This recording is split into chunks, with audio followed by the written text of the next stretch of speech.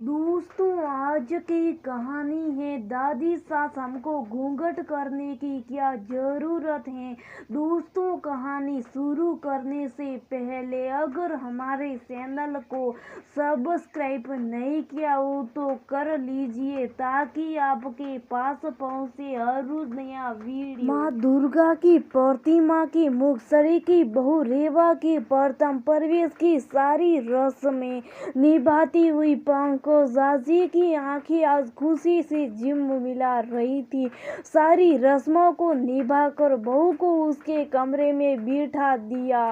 रेवा कमरे में बैठी थी, तभी दादी सास वहां आई। रेवा उठकर खड़ी हो गई और झुके उनके पांव छूकर मुस्कुराती हुई बोल पड़ी, दादी जी बैठिए। लेकिन बदले में दादी सास की कड़कती हुई आवाज से पूरा घर गूंज उठा। क्या बहुरिया आज ही अपना मुंह खोलकर घूम रही? इस सिंघानिया परिवार की इज्जत को अपनी जूती के नोक पर रख लिया है क्या? सेवा इसके लिए एकदम तैयार नहीं थी। वो घबरा सी गई, जड़ से अपने चेहरे को घूंघट ढक लिया, लेकिन घूंघट के अंदर वो सिसकने लगी। उसे क्या पता था इतने आधुनिक विचार वाले पति देव अभय के घर में उस इसी तरह की बातें सुनने को मिलेगी, और वो भी पहले दिन। वो भैया से सिर उठी, तभी पंकजाजी रेवा के कमरे में दौड़ कर आई। सासू की आवाज से वो आज भी भैया से कांपती थी। उनके आती दादी सास रुक्मिणी जी फिर धाड़ उठी। सुन पंकजा, अपनी बहू को समझा दे, ये सब यहाँ नहीं चलेगा। पूरे घर में ये अपना मुंह खोल फिरेगी, ये मुझे मंजूर नहीं। जी जी माँ, मैं समझा दूंगी, आप शांत हो जाइए। कहते हुए पंकजा जी के आवाज की कंपन को रेवा ने महसूस कर लिया था। रुक्मिणी जी द्रव से गर्दन उठाए कमरे में चली गई। अभी तक दो बहुए को अपने रुआब से दबा कर रखा था, आज तीसरी पोता बहू को भी अपने मान और रुतबे के तले कुचलने को आतुरती। कमरे में सासू माँ के चले जाने के बाद पंकजाजी बहू के पास बैठ गई। रेवा का हाथ पकड़कर बोली, बेटा, दादी जी की बातों का बुरा ना मानना। पुराने सोच कि इसलिए कड़क बोल जाती हैं। इन्होंने पर्दा देखा है तो हम सभी से भी इसकी उम्मीद करती हैं। घर में सबसे बड़ी है, इसलिए हम सभी के लिए सामान्य है। बेटा, बस उनके सामने घूंघट कर लिया करो। मेरे लिए तुम मेरी बेटी हो, तुम कैसे भी रहो, मुझे कोई परेशानी नहीं होगी। बस दादी जी के सामने कहते कहते उनकी आंखों से दो बूंद आंसू गालों पर ठुलक पड़े। रेवा ने अपने हाथों से उन आंसुओं को पोंछा और बोल पड़ी, माँ बिल्कुल चिंता न करें, मैं आपको और दादी जी को शिकायत का कोई मौका नहीं दूंगी। कहते सासू माँ के गले लग गई। रेवा ने सासू माँ को देखकर महसूस किया कि साड़ी का पल्लू हर समय उनके माथे पर ही रहता। गलती से भी गिर जाए तो जल्दी से खींचकर माथे पर रख लेती। पति अम्बिया से पूछा तो उसने बताया कि दादी बहुत कड़क है, माँ और सासी को हमेशा उनसे डरते। वही देखा, अगर माँ या सासी अपने पतियों से कुछ कहते तो वो दोनों मार बड़े होने की धुलाई देकर बात टाल देते। लेकिन सबके बाद दादी दिल की बहुत मूल्यांकन प्यार सभी से बहुत करती है, बस अपने पुराने सोच को छोड़ना नहीं चाहती। पति अम्बिया की बातें सुनकर रेवा ने जाने क्यों अपना मन बना लिया कि दादी जी को सत्य दिखा के रहेगी। उन्हें ये बताना जरूरत है कि घूंघट से सम्मान और संस्कार का जन्म नहीं होता। घूंघट से घुटन घुटन और सिर्फ घुटन होता है, जो जाने कितने कुठाओं को जन्म देता है। लगभग एक हफ्ते बाद से रेवा घर में थोड़ा बहुत घूमने लगी। सभी आधुनिक सुख सुविधा से सुसज्जित ये घर एक पुरानी परंपरा और सोच को ठोर रहा था।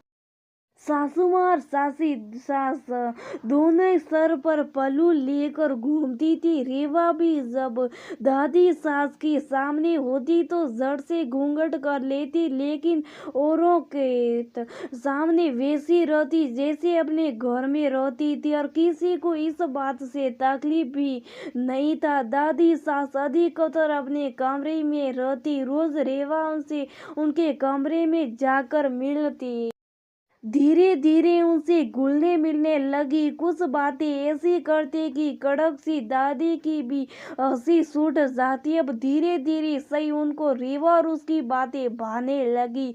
एक दिन उनके पैर दबाती हुई रेवा ने पूछा, दादी जी एक बात बोलूं, आप क्यों सभी से घूंघट के लिए कहती, उसके लिए गुस्सा भी करती है। मैं एक बात कहूंगी, बस अगर आपको बुरी लगे तो मुझे नादान समझ के माफ कर दीजिएगा। पता है दादी, हमारे गांव में एक काकी है, वो बूढ़ी हो गई लेकिन अभी भी पर्दा करती। ये सुन दादी की आंखें चमक उठी और पूरे उत्साह से बोल पड़ी, अरे बहुरिया, इसे कहते संस्कार जो आज की पीढ़ी नहीं समझती।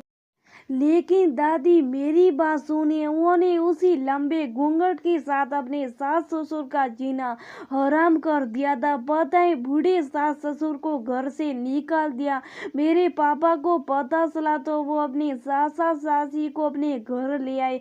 अभी भी सासी दादी हमारे साथ रहती है और दादाजी अभी इस दुनिया में नहीं है।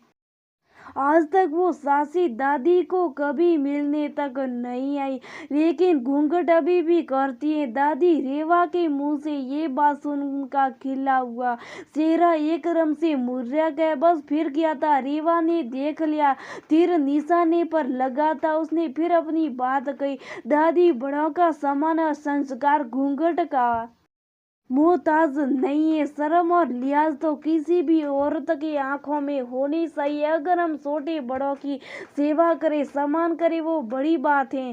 घूंघट करे, मैं आपका अपमान करूं तो वो घूंघट भला किस काम का है। दादी जी शुभ थी, लेकिन बात जैसे समझ में आ गई, शायद उन्होंने बिना कहे रेवा के सर से घूंघट हटा दिया। रेवा की आंखों में खुशी के आंसू छलक आए।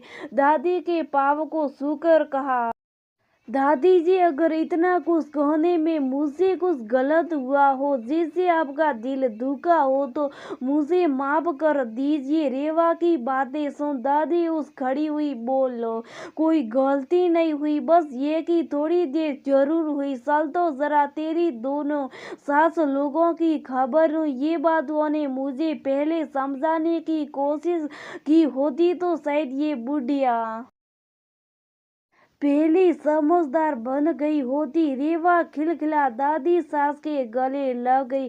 दोनों घर के बड़े से आंगन में आए। रेवा को बिना घूंघट के दादी के साथ देखकर रुक्मिणी जी के हाथ पांव फूलने लगे। तभी रेवा ने मुस्कुराते हुए अपने संसल आंखों से इशारा कर बता दिया कि सब ठीक है। दादी जी अपने दोनों बहुओं को पास बुलाया और माथे पे पड़े पल्लू को हाथों से सरका दिया और बोल पड़ी, मुझे मेरी बहुओं का प्यार चाहिए, उनकी घुटन नहीं। मुझे माफ कर दो, आज तक तुम इस घुटन में जीने को मजबूर करती रही, लेकिन मेरे साथ गलती तुम दोनों की भी थी।